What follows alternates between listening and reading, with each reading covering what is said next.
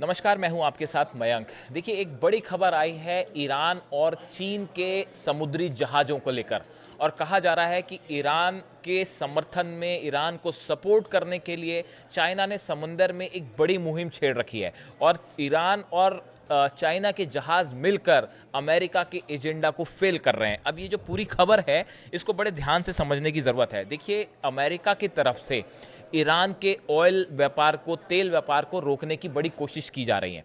इन हालात में ईरान और चीन ने मिलकर, ऐसे कुछ एक्सपर्ट्स बता रहे हैं, कुछ खबरें आई हैं सोशल मीडिया में जिसके बारे में बताऊंगा आपको, जिसमें चाइना और ईरान के बीच में एक बड़ा ऑयल इंपोर्ट एक्सपोर्ट का एक तरीका खोज निकाला है, एक रास्ता खोज निकाला है। देखिए, ये रिपोर्ट आई है, एक ये रिपोर्ट कह रही है, the report reveals how Iranian oil is transferred to ships bound for China through covert ship to ship transfer in international waters near Malaysia's Riau archipelago. देखिए, ये एक रिपोर्ट आई है सामने जो ये बता रही है कि ईरान पर जो सैंक्शंस लगाए अमेरिका ने, उसके बाद जो है ईरान ने अपना ऑयल सप्लाई करने के लिए चाइना को, या ऑयल बेचने के लिए ईरान के साथ मिलकर चीन ने एक शिप टू शिप ट्रांसफर का तरीका निकाला है। यानी अब हम आपको इसको सरल भाषा में समझाएं कि ये होता कैसे है। देखिए, ईरान का एक जहाज निकलता है जो कि जिसमें ऑयल है, क्रूड ऑयल है, कच्चा तेल है, इसे पहुंचाना है चीन के रिफाइनरीज तक। अब अमेरिका ने सैंक्शंस लगा रखे हैं शिप के ऊपर, कंपनीज के ऊपर। अब ये बताया जाता है कि मलेशिया का रियो आर्किपेलागो एक जगह है, एक द्वीप है, असल में आप समझिए इसको सरल भाषा में, इंडोनेशिया मलेशिया के बीच में एक छोटे से छोटे द्वीप हैं। इस एरिया में ईरान का जहाज आएगा, समंदर में ही चीन का जहाज मौजूद होगा, वो उसके करीब आएगा और ईरान का जो ऑयल है वो एक शिप से दूसरे शिप पर ट्रांसफर कर दिया जाएगा। यानी उस जहाज को चीन ले जाने की जरूरत नहीं है, ना चीन के जहाज को ईरान लाने की जरूरत है। समंदर में, इंटरनेशनल वाटर्स में ही एक शिप का ऑयल दूसरे शिप पे ट्रांसफर हो जाएगा। और गौर करने की बात यह है कि जब ये पूरा प्रोसेस होता है, उस दौरान शिप के जो ट्रांसपोंडर्स हैं वो बंद कर दिए जाते हैं ताकि उसको आप लोकेट ही ना करें जीपीएस के ऊपर। यानी तेल ट्रांसफर हो जाएगा, उसके बाद चाइना का वो शिप जो है वापस चाइना चला जाएगा और जब थोड़ी दूर जाने के बाद उसके ट्रांसपोंडर सिग्नल्स ऑन हो जाएंगे और वो रिफाइनरी तक पहुंच जाएगा। इस तरह से बताया जा रहा है कि अभी एक तो रिपोर्ट ये कह रही है कि एक दिन के अंदर ऐसे 12 जहाज़ों से इस तरह से ऑयल ट्रांसफ़र हुआ है। इसकी 12 जो है वो इंसिडेंट्स हुए हैं और often with transponders turned of and identifying details consolidated. अब इसमें ये होता है कि देखिए, ये जब शिप्स, कभी भी ये होता है कि अगर कोई शिप ईरान से निकलता है तो अमूमन ये होता है कि ईरान अमेरिका के सैटेलाइट्स, अमेरिका के जो रडार्स हैं, उस पर नज़रें बनाए रखते हैं कि इसमें क्या ऑयल सप्लाई तो नहीं हो रहा, इसमें क्या चीज़ सप्लाई हो रही है। इन हालात में किसी भी ईरान के शिप का किसी अपनी ऐसे देश तक पहुंचाना जो उसका दोस्त मुल्क है या उसकी कंट्री है जो उसकी मदद कर रही है, खासकर चाइना तक ले जाना, क्योंकि चाइना बताया जाता है कि 90% ऑयल खरीदता है ईरान का।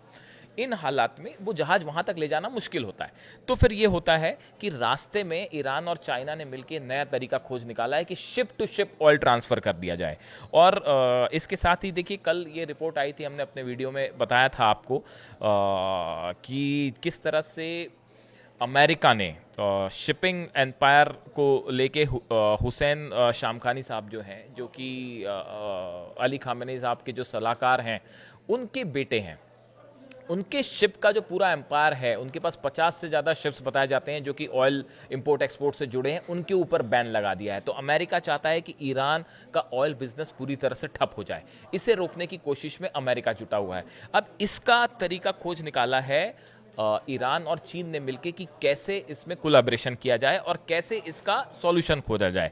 देखिए, ये जो रियाओ आर्किपेलागो द्वीपों का समूह है, छोटा सा, मलेशिया और इंडोनेशिया के पास, इसे पार्किंग सेंट्रल इलाका भी कहा जाता है। और ये कहा जाता है कि यहाँ पे जो है बहुत सारे ऐसे शिप्स होते हैं, बहुत सारी ऐसी गतिविधियाँ होती हैं जो कि रिकॉर्ड्स में नहीं होती, जो कि इंटरनेशनल लॉ या रूल के मुताबिक जो है वो किसी नियम के तहत वो फॉलो नहीं करते हैं चीज़ों को। एक देखिए, यूएस के फॉर्मर नेवी ऑफिसर हैं चार्ली ब्राउन, इन्होंने, अब ये एडवाइज़र भी हैं यूनाइटेड अगेंस्ट न्यूक्लियर ईरान के, वो ईरान के खिलाफ एक संगठन है, उसमें काम करते हैं।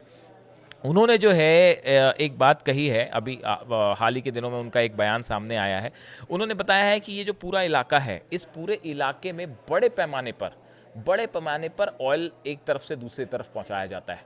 और इन्होंने ये भी कहा है कि as long as there is a supply there will be a demand for this discounted oil, Brown said, and both sides are willing to take the risk. China और ईरान को लेकर उन्होंने कहा है कि चाइना भी इसके लिए तैयार है और ईरान भी तैयार है कि किस तरह से जो है वो ऑयल, ईरान का ऑयल चीन तक पहुंचे, वहां की रिफाइनरीज तक जाए और वहां से फिर वो इंटरनेशनल मार्केट में सप्लाई किया जाए। इसके साथ ही देखिए अमेरिका की तरफ से जो सैंक्शंस लगे हैं ईरान की कंपनीज पे, ईरान के ऑयल पर, लेकिन बहुत सारी छोटी छोटी चाइना की रिफाइनरीज हैं जिन्हें टी पॉट्स कहते हैं, और ये टी पॉट्स जो हैं वो अभी भी ईरान से क्रूड ऑयल ले रही हैं। और ऐसी सैकड़ों टी पॉट्स कंपनीज हैं। टी पॉट्स मतलब टी पॉट होता है जो छोटा सा चाय रखी जाती है, ये उनको नाम दिया जाता है। तो ये ऑयल कंपनीज है जिन्हें टी पॉट्स कहते हैं, और ये जो है बड़े पैमाने पर ईरान का ऑयल खरीदती हैं।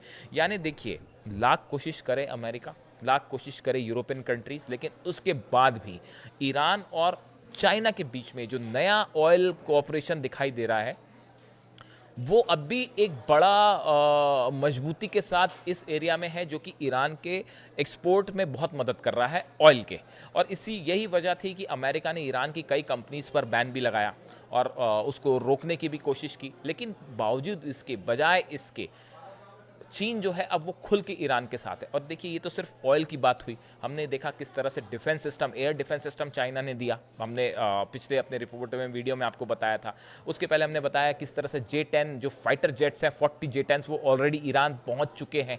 यानी अब ये 12 दिन के युद्ध के बाद ईरान के साथ रूस और चाइना दोनों खुल के सामने आ गए, और नॉर्थ कोरिया तो पीछे से हमेशा मदद के लिए खड़ा ही है।